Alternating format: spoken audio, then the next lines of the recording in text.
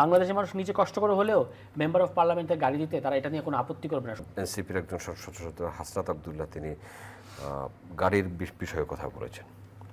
আমরা যতদূর জানি নির্বাচনের আগে এবং নির্বাচনের পরে জামায়াত জোট এবং বিএনপি জোটের পক্ষ থেকে বলা হয়েছিল আমরা বাড়ির সুযোগ সুবিধা নেব না, কিন্তু গাড়ির প্রয়োজনীয়তার কথা এখন উঠে আসছে।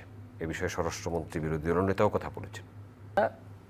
ওই একটা বসার জায়গা এবং গাড়ি, বসার জায়গার যৌক্তিকতা নিয়ে কেউ কোনো প্রশ্ন তুলছেন না, যে একজন এমপি একটা এলাকায় যান কিন্তু তার কোনো বসার জায়গা নাই, আসলে ফর্মাল কোনো বসার জায়গা নাই। বসার জায়গা আছে উপজেলা চেয়ারম্যানের, বসার জায়গা আছে পৌরসভার চেয়ারম্যানের, এমনকি ইউএনওর সবার বসার জায়গা আছে, কিন্তু তিনি বসতে পারেন না।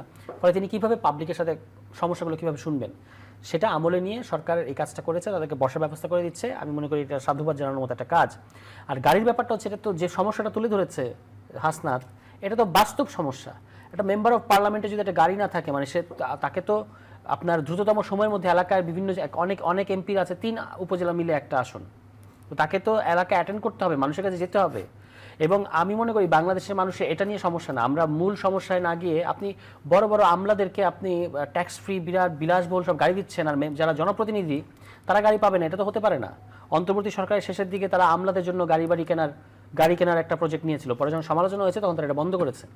আপনি আমলাদেরকে, যে আমলারা বেশিরভাগ সময় জনগণের বিরুদ্ধে অবস্থান নিয়েছে এবং এখনও বিভিন্ন গুরুত্বপূর্ণ সংস্কার, এটা গতকাল রেমান সোবান সাহেব বললেন একটা প্রোগ্রামে, যে স্বার্থান্বেষী আমলা গোষ্ঠী তারা সংস্কারের একটা মানে প্রতিপক্ষ হয়ে দাঁড়িয়েছে, তারা সংস্কারগুলোকে আটকে দিচ্ছে।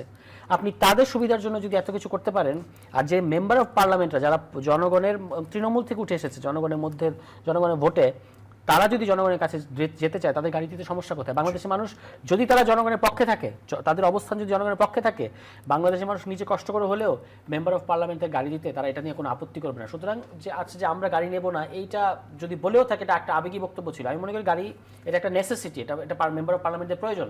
সবার কিন্তু ব্যক্তিগত গাড়ি থাকে না। সেখানে ট্যাক্স ফ্রি গাড়ির কথা ছিল। হ্যাঁ, ট্যাক্স ফ্রি, আপনি ট্যাক্স ফ্রি গাড়ি নিয়েন না, কিন্তু কিভাবে আরো সহজ লোন করা যায় মেম্বার অফ পার্লামেন্টের জন্য, কিংবা সরকার আরো কিভাবে তাদেরকে কিছুটা সহযোগিতা করে সাবসিডি দিয়ে কিভাবে করা যায় ট্যাক্স ফ্রি গাড়ির বাদ দিয়ে, সেটা আপনি জান। কিন্তু মেম্বার অফ পার্লামেন্টের গাড়ি লাগবে না, এইটা আমি এই পজিশনের সাথে আমি একমত না।